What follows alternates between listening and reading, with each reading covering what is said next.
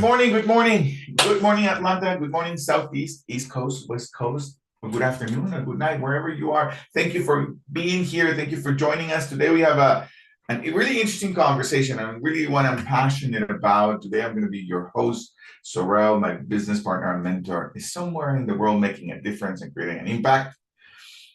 But you're here and I'm happy that you're here. So I have this conversation that I have been dwelling with for a very, very long time. And that's the conversation of why some people never unlock their potential. Why most people, I'm sorry, not some people, why most people never quite unlock their potential.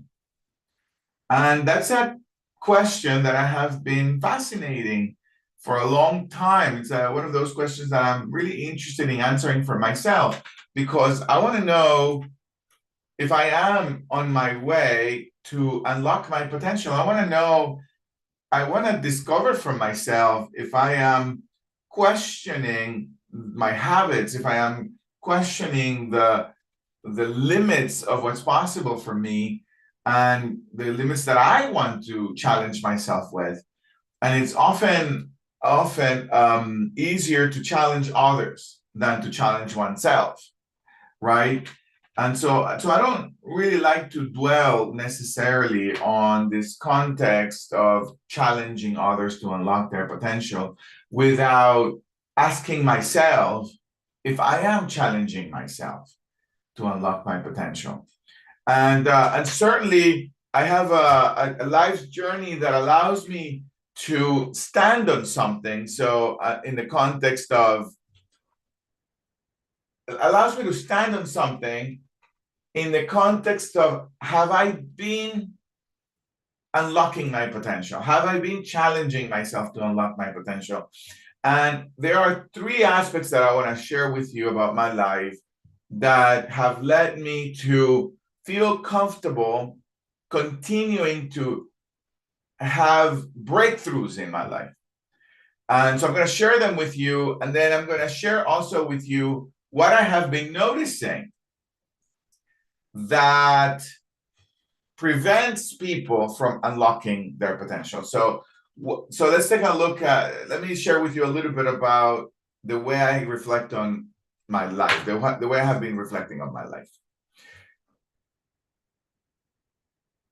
The first challenge I had for myself was, there are many challenges, but the first one I want to talk about, the first challenge I want to talk about for myself is the one that I bumped into early on when I moved to the United States, maybe about 20 or something years ago. I don't want to tell you anymore how long ago, so I don't give you my age. I don't even care, right? Anyway, I just wanted to say that.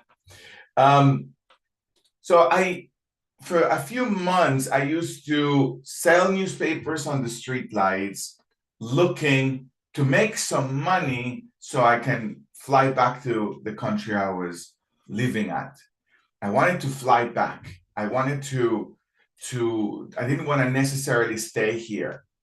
And I didn't know that it wasn't so easy to just simply get a job or simply get money. I didn't know I needed to provide value for people. I was kind of just looking for a job.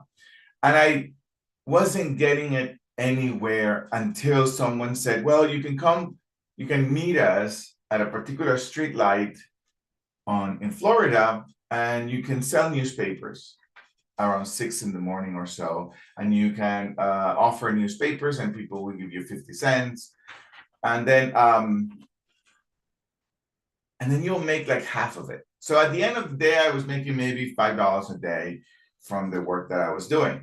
And about $3 was for McDonald's, so I could eat something. So I was basically with $2 a day. And I was using those $2 a day. I was saving those $2 so I could buy a plane ticket to go back to where I was living, to go back to Belize. But while I was doing that, I noticed that I was young, I was maybe 19 or so, but I noticed that there were many people who were 20, 30, 40 years my senior, who were doing that too.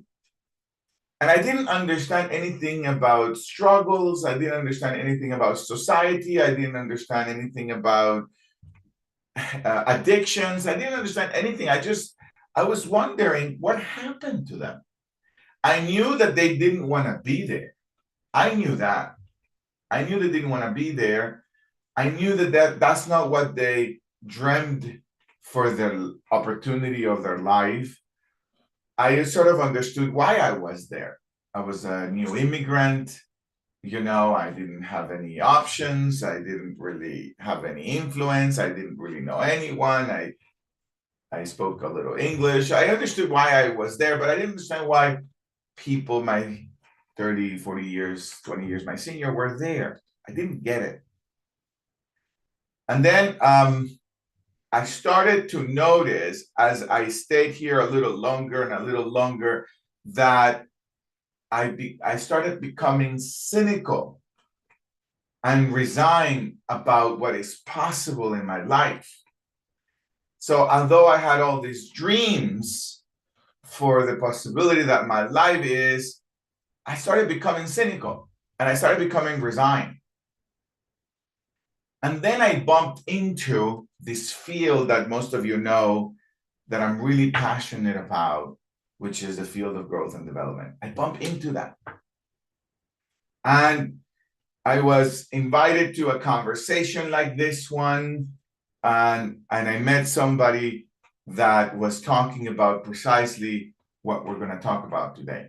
That made a profound difference in my life, that shifted everything. Now, at this point, when I bump into this conversation that I'm about to have with you, at this point, I was already in a downward spiral, mentally, physically, with addictions, with resentment. I had already built up a layer for myself of a defense mechanism that will protect me from as many people as I could, or from as many conversations as I could. So this was not a great moment where I was, which is maybe a moment where you're at right now, but it was the perfect moment for me to bump into this conversation. So here's the number one reason why I feel most people never achieve their potential, never unlock their potential. I believe, now I'm not going to tell you the truth. I'm going to tell you what my experience was. And you want to check in for yourself if there is something that this conversation can challenge you with. I believe that a lot of people focus too much on belief. And they can't quite see for themselves that belief is a romantic sensation, it's a romantic notion about unlocking your potential. And I think that industry tends to pay too much attention of you gotta believe in yourself. It's like people focus on belief first before they take action that is correlated with what they want in their life. So people say to themselves, well, I just don't quite believe in myself, or I'm not quite there, or I don't quite think I have the resources, or I don't think I don't want to fail again, or they have some notion, some thought about how unconsciously, I would assert, rather say, unconsciously people think belief is the source of unlocking their potential. And there's many books that points to that. And most of the books I read, most of the books that I read have always told me, you've got to believe in yourself. You've got to, it's crucial to see yourself big. It's crucial to have confidence in yourself. And I don't think that's necessarily all true. I don't think results come from belief. And in fact, results don't come from belief. Unlocking your potential doesn't come from belief. Unlocking for your potential comes from the actions you take. and from the actions you don't take. So when I discovered for myself that I didn't need to believe in myself, I didn't need to see myself big, I didn't need to align with the secret, I didn't need to align with the stars, I didn't need to align with the right energy, I didn't need to align with all of those things for me to be in action. When I finally got that clear for myself, I started taking actions consistently with what I wanted, and then wait.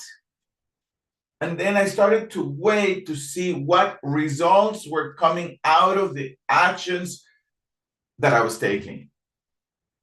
But I didn't believe that I could achieve what I have achieved. I didn't have faith. I didn't necessarily lean on faith. I didn't lean on belief, because for the most part, whatever I believe and whatever I have faith in is a romanticization that sometimes they meet and sometimes they don't meet.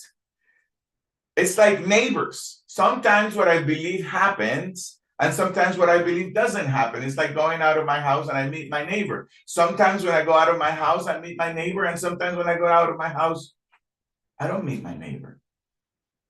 So I started to notice that, and so I think this is the challenge. And I'm not telling you the truth. You can continue to believe whatever you believe. It doesn't matter for this conversation.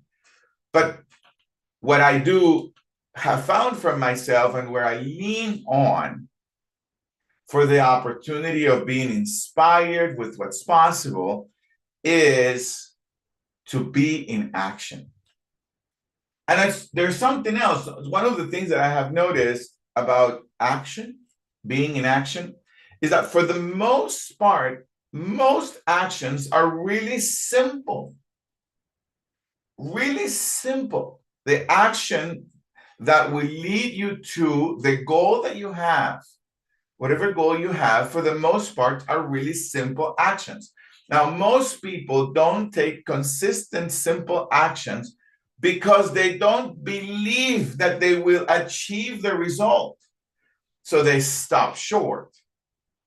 But what if you take belief out? What if you just continue to take action? And you just check in to see and evaluate what were the results from the consistent action that you have. I say, and what I have noticed, and I have overwhelming evidence for this, I say that if you stay on course with consistent action correlated with what you want, the results that you get from that will naturally help you evaluate if you're in the right course or not, and you're going to deviate if you need to. And if you don't, you can double down. They can make it bigger and larger if you want to. So there is this aspect of unlocking your potential. And so naturally, I'm going to start wrapping up in a minute, and you let me know, what are your thoughts? What are you thinking? I think I saw Sorel over here. I'd love to know, what are your thoughts? What's percolating with you, Sorel? But here's what I want to say. If currently you have a goal in mind, there are some aspects of the goals that you have in mind that most people have written them down, and most people don't, right? So I'm going to use the word belief. Now, I believe you got to write them down. You got to write your goals down. I have my goals all the time. You got to write them down. And your goal is the gap of unlocking your potential. It's what it gives you, this window to see the opportunity of your potential. If you couldn't achieve that goal, your brain wouldn't have given you the option of that goal. So you have that goal in mind, whatever that is, whether it's the house on the beach or a business that gives you $1 million or $10 million, whatever that goal is, you've got to be clear about that goal is. And then as you have your goal, your brain will start giving you possible actions correlated with that goal. Most people stay short. Most people don't take actions correlated with the possibility of that goal because they don't believe they can achieve it. So I say, forget belief. Forget belief. And just take action. And continue to take action and continue to take action and continue to take action until you discover for yourself that you never needed belief in the first place. Now, here's what magical that happens. Here's what happens magically. That the more you take action, the more you do start believing that is possible. That's what's magical. That's kind of cool. That's really cool. The more you stay in consistent actions correlated with the result that you're looking for, the more you start believing in what's possible. But you've got to challenge yourself with the next possible goal in your life. You've got to. There is a lot of things to do before you die. You're not too old. You're not too young. You're not too of anything. Allow yourself to challenge yourself with your next goal. And then allow yourself to take consistent actions in correlation with that goal. And let something unfold for you that is on the other side of being in action. Okay, so here's what I want to say, and then I want to hear what Chase had to say. And I saw that Stan had a comment in the chat. I read a book while I was going through a difficult time in my life. I broke my left leg out of a skydiving accident. And while I was going through this difficult moment, I had this skydiving accident. I broke my leg, and I lost the real estate I had. I lost the cars I had. I lost the business I had. I lost everything because of this accident. I couldn't walk for about 8 months. I even got struck by lightning in the back of my house. So they took my house. They cut the water out. Anyway, it was a difficult time. And while I was going through that difficult time, I read this book that made a huge difference. And this was a book from John Maxwell. And John Maxwell said, there's this book that's called Talent is Never Enough. And that just really made a difference to me, because I felt at that time of my life that I had talent. And I felt like talent was supposed to be enough. Like the world was supposed to discover me, or that I was going to have a certain magical breakthrough because of the talent I had about the field that I was working in. I was natural about it. And I believe that most people don't unlock their potential because they unconsciously think that they should be able to do it. That the talent that they have, or whatever they have confidence in, is going to be enough. And so I invite you to read that book, Talent is Never Enough. And so what this book left me with, this possibility of growing in a particular direction that has led me for results I never expected, was this book, Talent is Never Enough, and this other book called Outliers from Malcolm Gladwell. They point to this other aspect. And they point to, how do you treat people?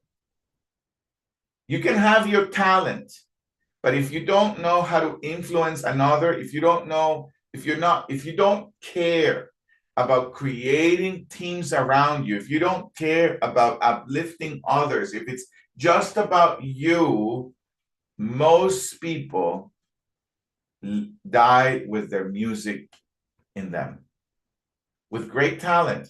I don't know if you guys know, what most of you know about Vincent van Gogh. You know, the painter, the Dutch painter. He produced about 2,100 artworks. And he was only recognized until he died.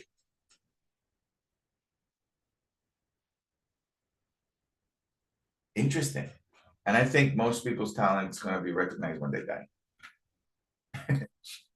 I don't know if I'm not being awesome about this conversation, but this is what I discovered for myself and why most people what stops me? What stops me from being in action? What stops me from being in action sometimes is this thing about belief and not paying attention to other people. All right, so I'd love to hear what are your thoughts? What are you guys thinking? What's opening up for you? What's challenging you? Go ahead, Rashida. Grand rising, everyone. Dale, thank you so much. I'm sitting here listening to you and also thinking that we as entrepreneurs and people who own business and corporation or whatsoever it is, we have to be mindful because people take us for granted, even as you respect people. People look at you and say, oh, she have this, she have that. But there's a point that I can say to people that you have to be a really good investor in yourself to able to get to the level where you want it to be. Because mind you, when you started out and you was doing $2 a day, um, it was like, okay, $2 a day is no kind of money. But what did you do? You changed the pattern, you changed your thinking, you changed your point of view, and you started to do your research and you started to do the investment in yourself. Because and trust me, we cannot go anywhere if we doesn't do some great investment. People look at me and say, oh, you have this, oh, you use this hat, you wear this hat. Yes, I travel the world to have the knowledge and the mindset that I have to be able to be where I'm at today. So we have to be mindful that we have to really be a good investor in ourselves. And thank you so much for the point, Gio. And the topic is just hit home. Thank you so much. I appreciate that. Thank you, Rashida. Thank you so much. Thank you for being here. And thank you for saying that. And there's an aspect, and then this conversation is a huge conversation. But I would also say if I had more time, I would definitely spend more time on most people don't unlock their talent because they don't invest in themselves. Yeah, next, I think Chase, you had your hand up. Do you still want to say something? Grand Rising. I love you, Gio, but I completely disagree with what you're saying. And I'm going to tell you why. I love it. I'm going to tell you why, and I'm going to ask you a question, right? If someone said, Gio, I need you to go to, I'm just going to make up a place, Guatemala. We want to open up your concept in Guatemala. We want you to go there and do a 2-day event, all Spanish with the concepts that you have right now. Could you do it? Yeah. Right. Do you believe you could do it? I don't know. But you see, you're asking you don't know? You don't know. Some belief. So you're asking the wrong guy. No, but you just said you don't know. I don't know. I don't. Let me say it this way, but I'm not saying it this way to confront you at all. Just got it. My philosophy of life. I don't care what I believe. Am I going to do it or not? That's how I confront things. Okay. All right. And if I choose to tell you, okay, fine, I'm going to Guatemala, I'm going to lead a 2-day course. Right. Then I put away belief on the side and I just focus, that's what I'm going to do. If I do it, great. If I don't do it, great. But I'm going this way. That's the only way. There's no plan B. Belief is not my concern because I've noticed that belief is a romanticization. I don't want to rely on belief to tell me whether I'm going to be in action or not. that's what I'm saying. Most people don't unlock their potential because most people think, well, if I don't believe, then I'm not going to take action. And then obviously without action, nothing happens. It's kind of like what I'm dancing with, Chase. I'm not saying quick. it's not useful, Chase. No. I said that I disagreed with you because once I learned about belief, once I painted a picture of what I wanted, I moved further in action because I saw it already. So my question to you is, what is your fuel in your vehicle for you to take action if you're not using belief? What is it? Oh, great. That's a great question. What is my fuel? It's that question for me is a very big question, Chase. So I'm gonna. Okay, we'll revisit it. We'll revisit it. No, but I want to say something about it, Chase, because I think okay. For me, it's a big question, and I want to say, and I'm gonna look for words that can summarize where I stand. Got it. Right? I have given myself to a possibility. And I'll give you the possibility I've given my life to. But this is Gio's answer. This is not, I'm not answering as an example for others. This is Gio's answer. Right. I hear landmark. I like that. No.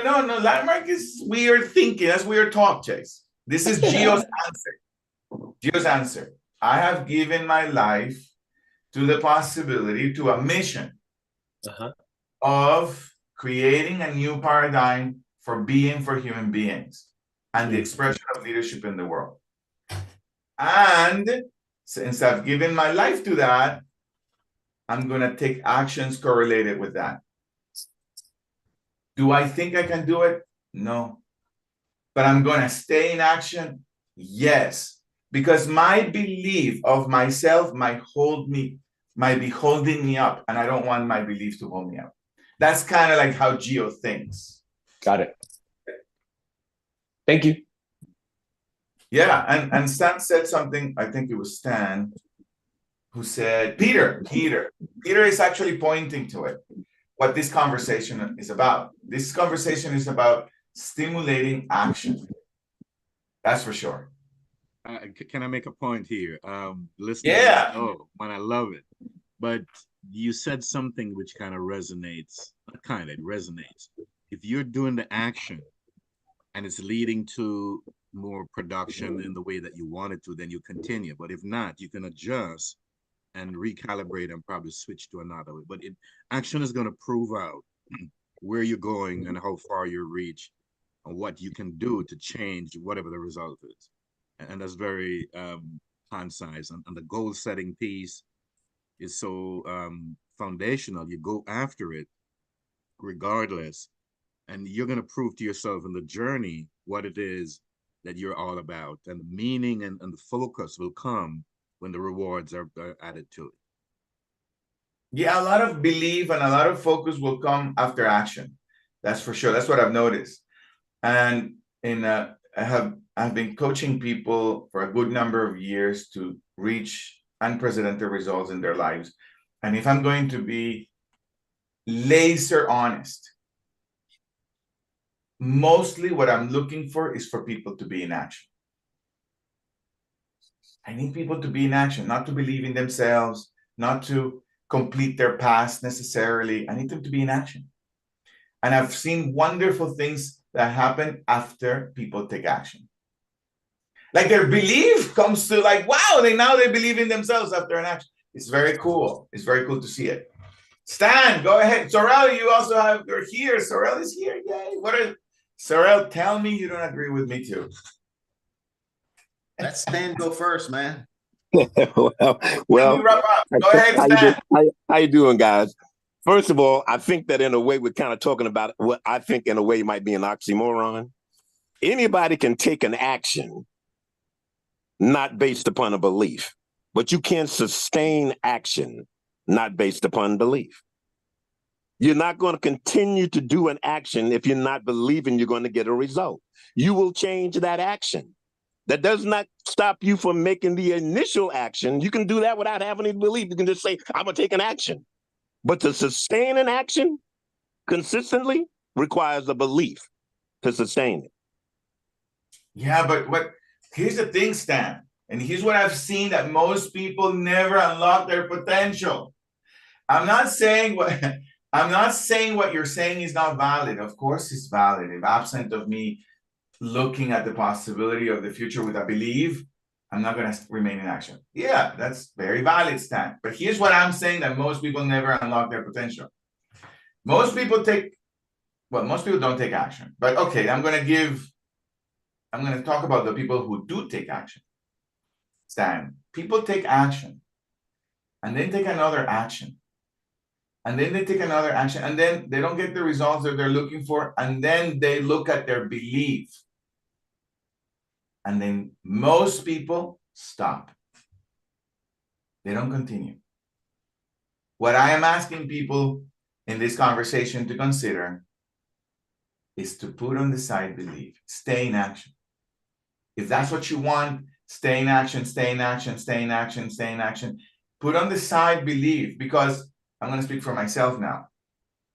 When I was finally able to put on the side for a while this notion of believing in myself, this notion of believing that's going to happen, this whole romanticization of belief, when I finally was able to put it on the side, I was able to stay in action. And yes, what you're saying is true, Stan. What you're saying is true, Chase. For me, it did reveal for me the possibility of believing in myself, but it was way after of staying in action for a long time.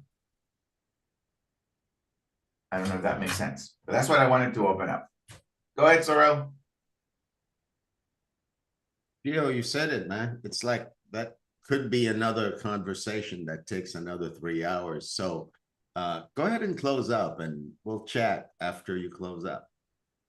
Awesome, man. Awesome. Thank you all for being here. Thank you for being in this conversation. And like Peter said, and I love how he said it, a lot more eloquent. It's about, this conversation is about stimulating, staying in action. I love you. And remember the 8 tenets to have a renegade life. First one, love. Love those you have an opinion about. Love those who you disagree with. Love me. Love. The second one, stress less. I don't know if this is all there is, but there is overwhelming evidence that this is it. Might as well stress less, laugh out loud, stretch your cheeks, stretch them, laugh out loud. It's not that serious, it's not that significant. Eat more plant-based, stay closer to the trees, eat the trees, move every day, 10 minutes in the morning, 10 minutes after lunch, move, sleep, 7 hours. At least. If you can't sleep, read a book. Most people fall asleep right away. You might not need a pill. You might just need to read a book. And always, always, always give. Give what you have. Give your resentment away. Give your jealousy away. Give your love away. Give. And check yourself before you wreck yourself. I love you. Have a great day. Sorrel loves you more. See you on Monday for Money Matters. Love you, family. Peace and blessings. Bye.